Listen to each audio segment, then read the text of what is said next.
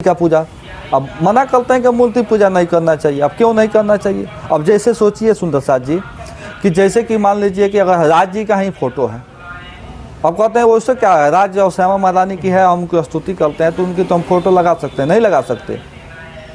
जैसे कि हमारे पिताजी हैं और हमारे पिताजी की कोई तुलना कर दे कि तुम्हारे पिताजी गधा हैं, तुम्हारे पिताजी बैल हैं, तो हम झगड़ा कर लेंगे उनसे, क्योंकि मेरे पिताजी की तुलना आप गधा बैल से नहीं कर सकते। उसी प्रकार पूर्ण परमात्मा से राज जी महाराज से महामती प्राणनाथ जी की अगर तुलना कोई फोटो से, मूर्ति से या इत्यादि से कोई तुलना करेगा, हम कैसे सहन कर सकते हैं? ये पाखंड नहीं है तो क्या है? सही बात है।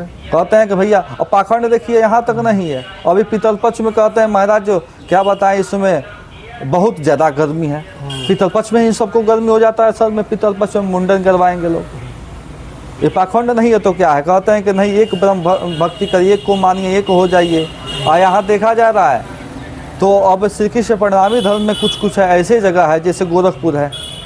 गोरखपुर में जो एक मंदिर है, बहुत पुरानी मंदिर है, वहाँ बड़े बड़े जो गादीपति हैं वो आके गणेश पूजा करा रहे हैं।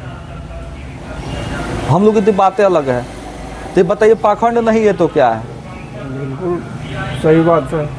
तो पाखंड खत्म नहीं होगा, क्योंकि पाखंडा कभी नहीं होगा, क्योंकि पाखंडा है। क्योंकि पाखंड करने वाले जो बड़े बड़े विद्वान हैं, जो महाराज अपने आप को बन रहे हैं, वही सबसे बड़ी कर रहे हैं। जागनी कैसे होगी? जागनी इसलिए नहीं होगी क्योंकि अब उनको धर्म के प्रचार से हमारे ख्याल से कुछ लेना देना नहीं रहा है।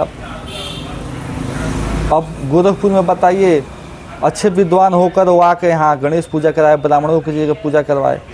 अब कर्मकांड को देखिए, कहते हैं कर्मकांड नहीं करना चाहिए, सारा परिणामी कर्मकांड में लुप्त है। उसी में